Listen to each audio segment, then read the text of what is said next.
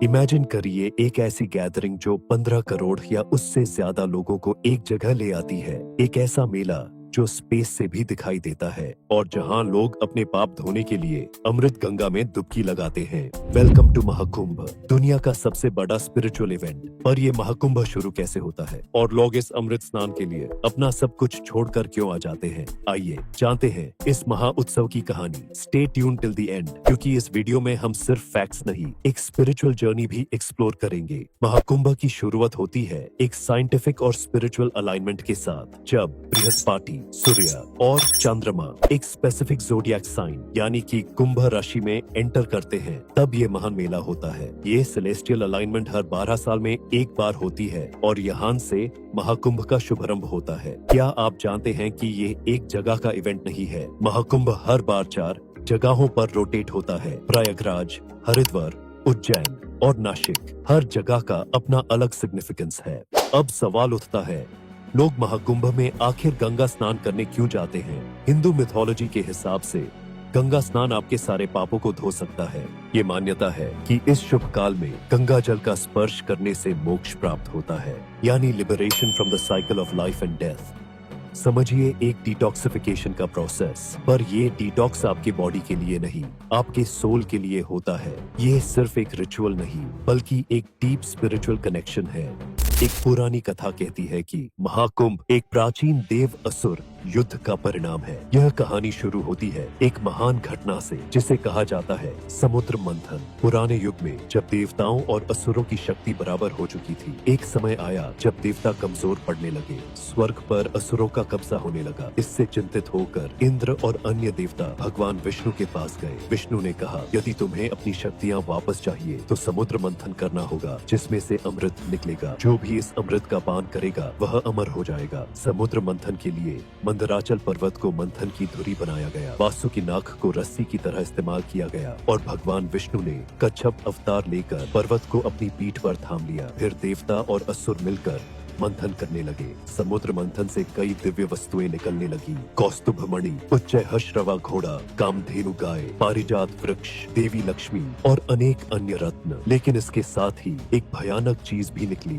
हलाहल विष। यह विष इतना प्रबल था कि यदि यह पृथ्वी पर गिरता तो सब कुछ नष्ट हो जाता। तब भगवान शिव ने इसे अपने कंठ में धारण कर लिया, जिससे उनका कंठ नीला पड़ गया और वे नीलकंठ कहलाए। आखिरकार जब समुद्र मंथन अपने अंतिम चरण में था, तब भगवान धन्वंतरी अमृत कलश लेकर प्रकट हुए। लेकिन जैसे ही देवताओं ने अमृत लेने की कोशिश की, असुरों ने भी इस पर अधिकार जताया। तब शुरू हुआ एक और युद्ध, एक ऐसा युद्ध जो आज भी कुंभ मेले की कहानी से जुड़ा हुआ है। भगवान विष्णु ने एक सुंदर मोहिनी अवतार धारण किया और असुरों को विश्वास दिलाया कि वह अमृत को सभी में समान रूप से बांट देंगी। असुर उनके सौंदर्य के मोह में पड़ गए और भगवान विष्णु ने चतुराई से अमृत देवताओं को पिला दिया। लेकिन एक असुर राहु ने चालाकी से अमृत पी लिया। जैसे ही सूर्य और चंद्रमा ने इसकी पहचान की, विष्णु ने अपने सुदर्शन चक्र से उसका सिर धड़ से अलग कर दिया। सिर को राहु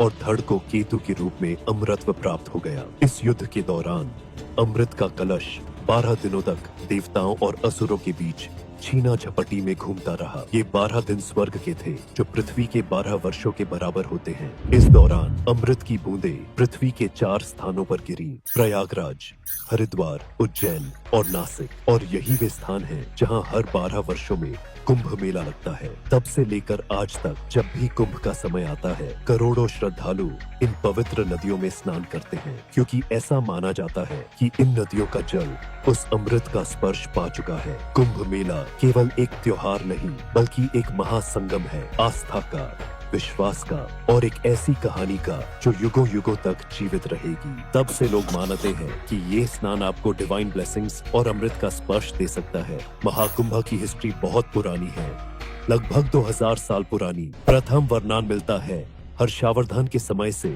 जिन्होंने प्रयागराज में ये महा उत्सव शुरू करवाया था। तब इसे एक स्पिरिचुअल और कल्चरल यूनिटी का प्रतीक माना गया था। क्या आपको पता है कि चाइनीज ट्रैवलर ह्यूएत्संग ने भी महाकुंभ का जिक्र किया था अपने अकाउंट्स में? ये प्रूव करता है कि ये इवेंट दुनिया भर में फेमस था। और महाकुंभ सिर्फ एक धार्मिक मेला नहीं, ये भारत की कल्चरल डाइवर्सिटी का एक लिविंग एग्जाम्पल है। यहाँ हर कम्युनिटी, हर रीजन के लोग मिलते हैं और एकता का परिचय देते हैं। आपको लगता होगा कि इतने बड़े इवेंट को मैनेज करना कैसे पॉसिबल है। 15 करोड़ या उससे ज्यादा लोग और उनके लिए अकोमोडेशन, फूड, सैनिटेशन और सिक्योरिटी का अरेंजमेंट किया जाता है। ये एक इंजीनियरिंग मार्वल है जहां एक टेम्पररी सिटी बसाई जाती है जिसमें प्रॉपर इलेक्ट्रिसिटी, क्लीन वाटर और हॉस्पिटल्स तक अवेलेबल होते हैं। ये एक एग्जाम्पल है कि कैसे ट्रेडिशन और मॉडर्निटी को एक साथ बैलेंस किया जा सकता है। आप सोचिए, अगर हम महाकुंभ जैसा मेगा इवेंट इतनी स्मूथली मैनेज कर सकते हैं तो दुनिया के किसी भी चैलेंज का समाधान निकलना पॉसिबल है। महाकुंभ सिर्फ एक इवेंट नहीं, एक आध्यात्मिक सफर है जो आपको अपने